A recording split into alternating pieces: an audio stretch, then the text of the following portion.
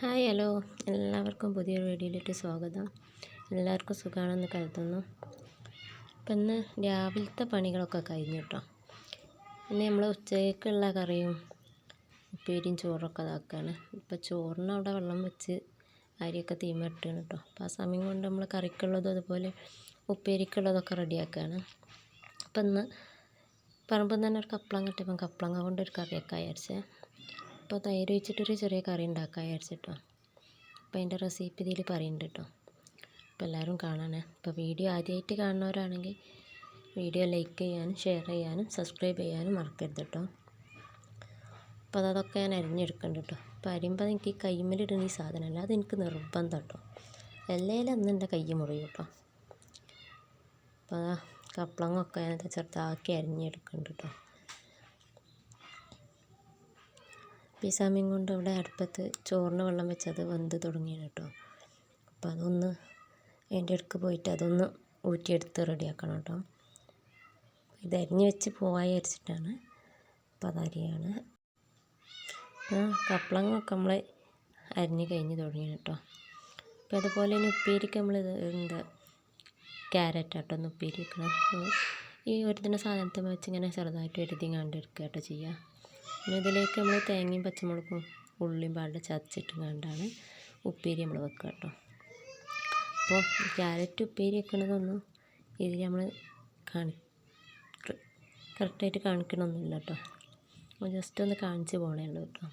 അപ്പോൾ ഇതൊക്കെ ഒന്ന് അരിഞ്ഞ് നോക്കി നമ്മളെ ചോറൊക്കെ വെന്ത് കഴിഞ്ഞിട്ടുണ്ട്. അപ്പോൾ കറിക്കുള്ളത് അടുപ്പത്ത് വെക്കാം കേട്ടോ. അപ്പോൾ ഒരു ചട്ടി കുറച്ച് വെള്ളം എടുത്ത് അതിൽ മുളകും ഒക്കെ കയറിയിട്ട് അതുപോലെ ഈ കപ്പളങ്ങ അരിഞ്ഞതിലിട്ട് അതിലേക്ക് കുറച്ച് മഞ്ഞൾപ്പൊടിയും കുറച്ച് ഉപ്പും ഇട്ട് അത് നമുക്ക് വേവിക്കാൻ വെക്കാം കേട്ടോ. അപ്പോൾ അത് വെന്ത് വരുമ്പോഴത്തേക്ക് നമുക്ക് ഇതിലേക്കുള്ള അരപ്പിനുള്ള സാധനങ്ങളൊക്കെ റെഡിയാക്കാം. അപ്പോൾ അതിലേക്ക് തേങ്ങയും അതുപോലെ മുളകും ചെറിയ ജീരകവും പിന്നെ 2 ചെറിയ ഉള്ളി ഇടുന്നുണ്ട് കേട്ടോ. അപ്പോൾ ഇതൊന്ന് നമുക്ക് അരച്ചെടുത്ത് തരാം. അപ്പോൾ ഇതാ സമയം കൊണ്ട് നമ്മൾ കപ്പളങ്ങ ഒന്ന് വെന്ത് കിട്ടിയാണ് കേട്ടോ. അപ്പം ഈ അരപ്പും അതിലേക്ക് പാർന്ന് പിന്നെ പുളിക്കാവശ്യമുള്ള കുറച്ച് തൈരും പാരുണ്ട് കേട്ടോ ഇതിലേക്ക്. എന്നിട്ട് ഇതൊന്ന് മിക്സാക്കി ഒന്ന് തിളക്കാൻ വെക്കാം കേട്ടോ. അപ്പോൾ കുറച്ച് തൈരും പാർന്നിട്ട് ഒന്ന് തിളക്കാൻ കേട്ടോ. നല്ലോണം തിളക്കരുത് കേട്ടോ. തൈര് പാർന്ന കറി പിരിഞ്ഞ് പോകും കേട്ടോ. അപ്പോൾ ഒന്ന് തുള്ളി തുടങ്ങുമ്പോൾ നമുക്കിത് ഇറക്കി വെക്കാം.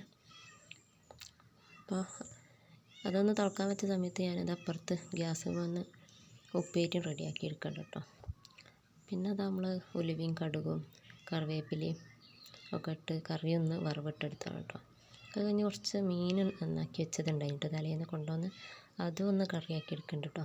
അപ്പോൾ പണികളൊക്കെ ഒന്ന് നേരത്തെ കഴിഞ്ഞതുകൊണ്ട് പിന്നെ നമ്മളെ ഫ്രിഡ്ജിലെ സാധനങ്ങളൊക്കെ അതും തീർന്നു തുടങ്ങിയാണ് കേട്ടോ. അപ്പോൾ ഫ്രിഡ്ജൊക്കെ ഒന്ന് ക്ലീനാക്കി എടുക്കാൻ വിചാരിച്ചിട്ടോ. അപ്പോൾ ഫ്രിഡ്ജ് ഇതാ നല്ലപോലെ ചളി പിടിച്ച് എടുക്കുകയാണ് കേട്ടോ. കുറേ കാലമായിട്ട് നന്നാക്കിയിട്ട് കുറേ കാലം ഇങ്ങനെ അധികം ചെളിയൊന്നും ഇല്ലാലും കുറച്ചൊന്നും നമ്മൾക്ക് കാണുമ്പോൾ ഒരു വൃത്തികേടായി തോന്നുമ്പോൾ വേഗം നന്നാക്കണം കേട്ടോ.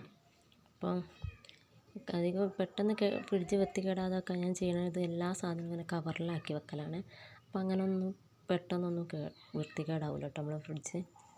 അപ്പോൾ നല്ലോണം ഇറച്ചിയെടുത്ത് എല്ലാം തുടച്ച് വൃത്തിയാക്കി എടുക്കുകയാണ്.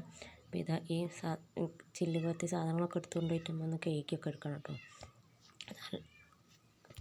അപ്പോൾ ഇതാണ്ടോ അത്യാവശ്യം നല്ല ചളി ഉണ്ട് കേട്ടോ.